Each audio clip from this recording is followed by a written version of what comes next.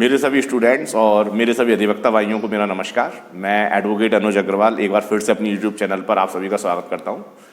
आज का जो मेरा लेक्चर है वो सीआरपीसी पर है और सीआरपीसी में मैं आज आप लोगों के सामने cognizable offences and non cognizable offences उस पर मैं डिस्कशन करूंगा, यानी संज्ञेय अपराध कौन से होते हैं और असंज्ञेय अपराध कौन से होते हैं, ये हम लोग डिस्कस करने की कोशिश करेंगे।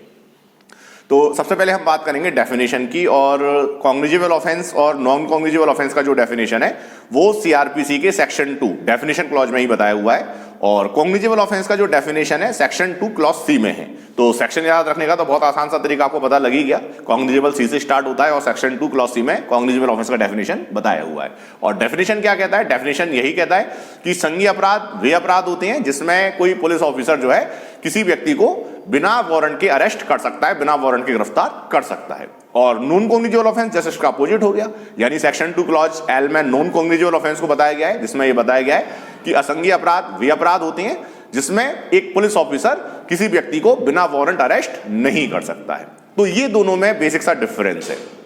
और अगर हम इस डिफरेंस को थोड़ा सा ध्यान से देखें तो पता चल जाता है कि संज्ञेय अपराध थोड़े से गंभीर प्रकृति के अपराध होते हैं और असंज्ञेय अपराध जो होते हैं वो उतनी गंभीर प्रकृति के नहीं होते या साधारण प्रकृति के अपराध माने जाते हैं। लेकिन बच्चे कई बार जो है अपराध के पनिशमेंट के आधार पर अपराध को अवलोकन करने की कोशिश करते हैं, यानी किसी ऑफेंस में कितना पनिशमेंट है उसके आधार पर ये पता लगाने की कोशिश करते हैं कि वो ऑफेंस कॉग्निजेबल होगा या वो ऑफेंस नॉन कॉग्निजेबल होगा। तो ऐसी गलती हमको नहीं करनी चाहिए। यानी हम लोगों को कैसे पता लगेगा कि कौन सा ऑफेंस कॉग्निजेबल है और कौन सा ऑफेंस नॉन कॉग्निजेबल है? तो सेम रूल है जैसा कि हमने बेलेबल और नॉन बेलेबल ऑफेंस में पढ़ा, यानी आईपीसी के अधीन जितने भी ऑफेंसेज हैं उसमें यदि हमको यह पता लगाना है कि whether a particular offence is cognizable और whether a particular offence is non cognizable, तो हमें जो है सीआरपीसी के फर्स्ट शेड्यूल को देखना होगा। और सीआरपीसी का फर्स्ट शेड्यूल उसमें यह बता दिया गया है कि आईपीसी का संबंधित अपराध जो है संज्ञेय है और आईपीसी का संबंधित अपराध जो है असंज्ञेय है, तो ये हमको पता चल जाता है। पर दूसरा प्रश्न यह बनता है कि जो दूसरे क्रिमिनल लॉज हैं, आईपीसी के अतिरिक्त जितनी भी अन्य दंडिक विधियां हैं, उसमें यदि किसी अपराध की प्रकृति का वर्णन करना है, उसमें यदि किसी अपराध की प्रकृति को देखना है, ये पता लगाना है कि उन विधियों में कौन से अपराध संज्ञेय हैं और कौन से अपराध असंज्ञेय हैं, तो कैसे पता चलेगा? तो सेम नेचर है, सेम नियम है, वही है कि वे अपराध जो कि 3 साल या 3 साल के ऊपर के कारावास से दंडनीय हैं उनको हम कॉग्निजेबल ट्रीट करेंगे, और वे अपराध जो 3 साल के कम के कारावास से दंडनीय हैं उनको हम नॉन कॉग्निजेबल ट्रीट करेंगे, अगर वहां पर अपराध की प्रकृति को नहीं बताया गया है। तो ये नियम लागू होता है। तो हमेशा जो है ये चीज देख लेनी चाहिए कि अगर आईपीसी का कोई ऑफेंस है तो सीआरपीसी के फर्स्ट शेड्यूल को देखें, और अगर आईपीसी के अतिरिक्त किसी दूसरी क्रिमिनल लॉ में कोई ऑफेंस जा रहा है तो फिर यदि वहां पर प्रकृति का वर्णन नहीं किया गया है, इन दैट केस आपको ये देखना है कि जो 3 साल या 3 साल के ऊपर के कारावास से दंडनीय अपराध हैं उनको हम कॉग्निजेबल ट्रीट करें, और जो 3 साल के कम के कारावास से दंडनीय अपराध हैं उनको हम नॉन कॉग्निजेबल ट्रीट करें। कभी भी केवल पनिशमेंट को नहीं देखना है। होता क्या है कि हम कई बार केवल पनिशमेंट को देखकर ये आकलन करने की कोशिश करते हैं कि वो अपराध संज्ञेय होगा या असंज्ञेय होगा, लेकिन ऐसा नहीं होना चाहिए। एग्जांपल के तौर पर मैं आपको बता दूं, अगर हम आईपीसी की सेक्शन 279 देखें,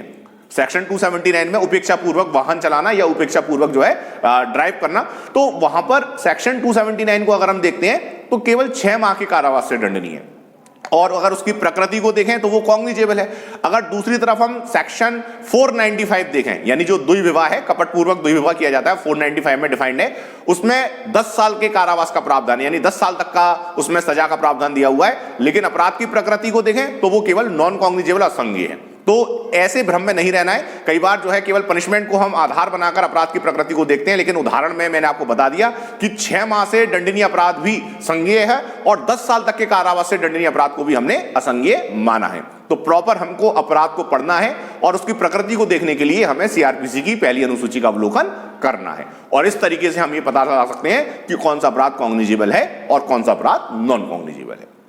ठीक, अब जो है जैसे मैंने डेफिनेशन में बताया कि जो कॉग्निजेबल ऑफेंसेज होंगे उसमें पुलिस ऑफिसर जो है बिना जो है मजिस्ट्रेट के वारंट के अभियुक्त को अरेस्ट कर सकता है, और नॉन कॉग्निजेबल में उसको मजिस्ट्रेट से परमिशन लेनी होगी। तो जाहिर सी बात है कि कॉग्निजेबल ऑफेंसेज में एफआईआर होता है और उसके बाद जो कार्रवाई होती है वो शुरू हो जाती है, और अगर अपराध की प्रकृति नॉन कॉग्निजेबल है तो उसमें एफआईआर नहीं होगा, उसमें एनसीआर दर्ज की जाती है और मामला जो है कोर्ट को भेज दिया जाता है, और कोर्ट की परमिशन से ही या कोर्ट के आदेश से ही उसमें इन्वेस्टिगेशन शुरू हो सकता है। तो इस तरीके से हम जो है दोनों अपराधों की प्रकृति को अलग अलग तौर पर देख सकते हैं। तो आज के लेक्चर में हम लोगों ने कॉग्निजेबल ऑफेंस और नॉन कॉग्निजेबल ऑफेंस को डिस्कस किया। आगे जो मैं लेक्चर्स जो है बनाऊंगा उसमें थोड़ा सा हम लोग आगे बढ़ेंगे, और जैसा कि मैंने अभी आपको बताया, हिंट्स आपको मिली गई कि कॉग्निजिबल ऑफेंस में एफआईआर हो सकता है और नॉन कॉग्निजिबल ऑफेंस में एफआईआर नहीं होगा, उसमें एनसीआर दर्ज होगा, और सीआरपीसी में किस तरीके से जो है ऑफेंस होने के बाद कार्रवाई आगे बढ़ती है, ये हम धीरे धीरे अपने लेक्चर्स में आगे डिस्कस करेंगे। ओके, जय हिंद, जय भारत।